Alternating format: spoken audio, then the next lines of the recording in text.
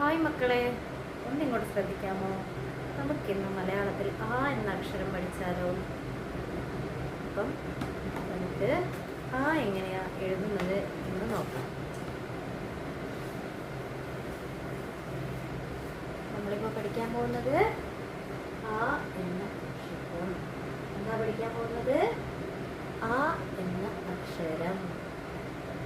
എന്താ വായിക്കുക? ആ. അപ്പൊ നമ്മളിങ്ങനെ ആ എഴുതുന്നത് കൂടി നോക്കിയാലോ? ഇങ്ങനെ എഴുതി, ഇങ്ങനെ എഴുതി, ഇങ്ങനെ എഴുതി, ഇങ്ങനെ എഴുതി കഴിഞ്ഞാൽ ആ. എന്താ വായിക്കുക? ആ. ഇങ്ങനെ എഴുതുന്നത് ഇങ്ങനെ എഴുതി, ഇങ്ങനെ എടുത്ത്, ഇങ്ങനെ ആ. എന്താ വായിക്കുക? ആ.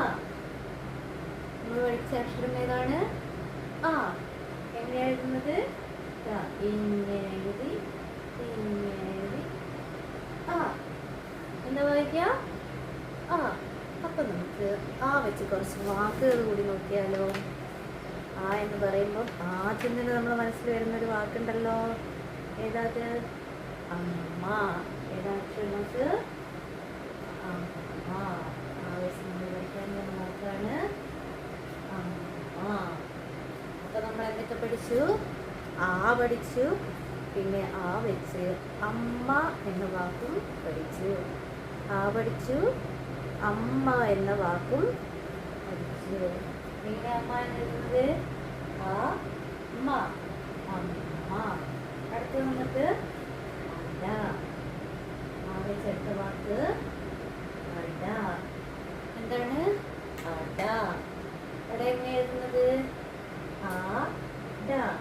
അട. അപ്പൊ അടുത്ത വാക്ക് ഏതാണ്? ആ. അപ്പൊ നമ്മൾ ഏതൊക്കെ പഠിച്ചു? ആ പഠിച്ചു, അമ്മ പഠിച്ചു, പിന്നെ അട പഠിച്ചു. അടുത്തതോ?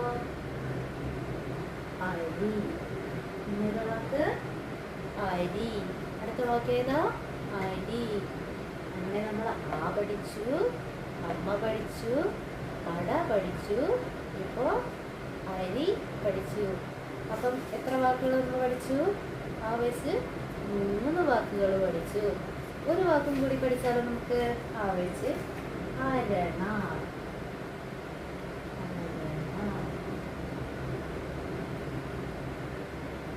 ആ, അമ്മ, അട, അരി, അരണ. അപ്പൊ നമ്മൾ എത്ര വാക്ക് പഠിച്ചു? ആ വെച്ച് 4 വാക്ക് പഠിച്ചു. എത്ര വാക്ക് പഠിച്ചു? 4 വാക്ക് പഠിച്ചു. അമ്മ, അട, അരി, അരണ. എത്ര വാക്ക് പഠിച്ചു? 4 വാക്ക് പഠിച്ചു. ആദ്യം നമുക്ക് ആ എന്ന് പറയുമ്പോൾ തന്നെ നമുക്ക് ഓർമ്മ വരുന്നതാണ് അമ്മ, അല്ലേ? അമ്മ കഴിഞ്ഞാൽ പിന്നെ അട, അരി, അരണ. അപ്പൊ നമ്മൾ പഠിച്ച വാക്കുകളാണിവ. ആ, അമ്മ, അട, അരി, അരണ. ഈ വാക്കുകൾ എഴുതിയെടുക്കുകയും ആ എന്ന അക്ഷരം നന്നായി എഴുതി പഠിക്കുകയും ചെയ്യണേ കൂട്ടുകാരെ. Okay, by.